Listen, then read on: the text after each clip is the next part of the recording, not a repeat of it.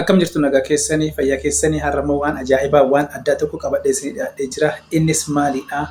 Akka itti seetingii bilbila fayyadamtan kamiinuu bilbila kana san odoo hin jenne bilbila hunda seetingii akka itti sirreeffattan har'a waan tokko isinii qabadhee dhiyaadhee jira. Maal akka isin fayyadu immoo achitti ilaaltu waan ta'eef seenaa ilaalaa. Hamma dhumatti yoo ilaaltan malee irraa barachuu hin dandeettanii seenaatii ilaala. Viidiyoo baay'ee isin fayyadu waan ta'eef ilaalaa suuta jedhaatii ilaalaatii irraa baradhaa. Waan irraa barattan immoo yookaan waan akkanas nu dalagi jedhaatii koomentii na barreessaa isinii hojjedha. Dhigeenyaa bilbilli nuti fayyadamnu kamidhaa? Saamsangii ta'ee bilbiluma ta'es taanaan seetingii kana jijjiirannee seetingii kana eenyuu qabna beeksifni garaagaraa namoonni isinirra seenee isin rakkisu waan kana goon dirqama tokkoffaa googilii gadi seennaa seetingii keessa seennee googilii gadi tuqnaa kaza all service kan jedhu kana gadi tuqnaa all service kan jedhu kanatti erga gadi tuqnee booddee maal goonaa add quick share kan jedhu kana tuqnaa.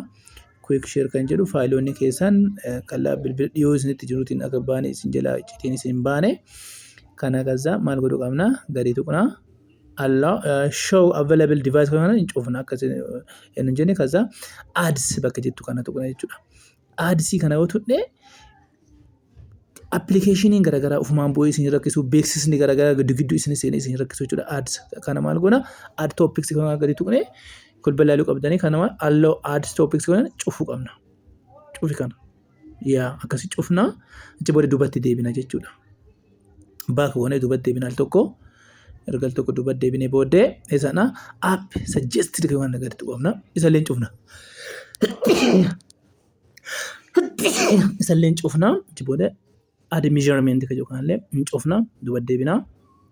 Haala kanaan kana hunda seetingii kana sirreeffate taanaan bilbila kan kee irratti beeksisni hin taane wanti garaagaraa sirratti seenee si cinqee bilbila kan kee si jalaa biiziin godhu jechuudha. Bilbillis akkuma argee si jalaa wannan jedhu kan akkanatti fayyadamtee taanaan bilbilli kan kee wanni si jalaa OA si rakkisuuf hin jiru jechuudha.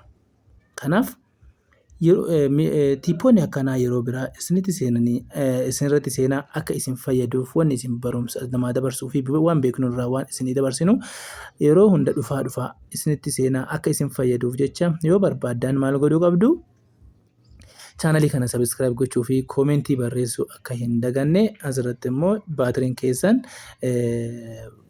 dafee akka guutuudhaaf jecha charging setting kan jedhu kana gadi tuqtee fast charging kan jedhu kana banuu qabda. Cufaa yoo ta'e akkana cufaa yoo ta'e banuu qabda fast charging kan jedhu kana isallee akkasitti bantee setting tanan sirreeffattee oma salphaa ta'een akkaataa salphaatti irraa fayyadamuu dandeetta jechuudha. Kana gooti kanaan bilbilli kan kee chaarjira yeroo hunda halkan guutuu chaarjessaa buluus hin barbaachisu. Yeroo hunda yoo chaarjessitee bilbilli kan kee biizii godhuus hin barbaachisu. Haala kanaan bilbila kan kee to'achuu dandeessa jechuudha.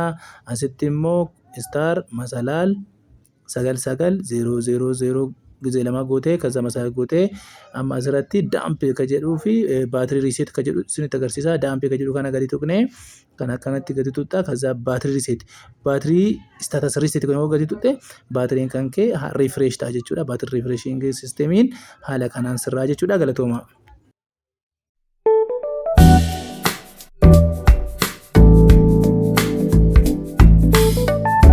Deebinee kana baay'ee bareedaa akka irraa barattanii sabjii qabaa viidiyoo hedduu bareeda ta'eetii fi waan nama barsiisu waan ta'eef waan nuuf isinii qoodee kanaaf jecha yeroo biraatis kana waan akkana barbaanna jedhaatii koomentii keessatti barreessaa isinii jedhaa jechuudha. Hirmaataa fi maamiltoonni kiyya kan na ilaaltan hedduu naa galatoomaa yeroo ammallee guyyaan biyyatti si'a lama sadii waan baay'ee isin barbaachisaa. Anillee waan na barbaachise waan irraa fayyadameeyyuu kana jedhee waan yaadeef waan baay'ee na gargaareef isinii qopheesse ammas immoo waan akkana barbaanne waan gaaffii isiniif ta'e ani ofii kiyyaa hojjedha isiniif qindeessee babbareechisee isinii fida waan ta'eef na barreessaa galatoomaa waan hanga ammaa kana hordoftaniif hedduu na galatoomaa. Thank you.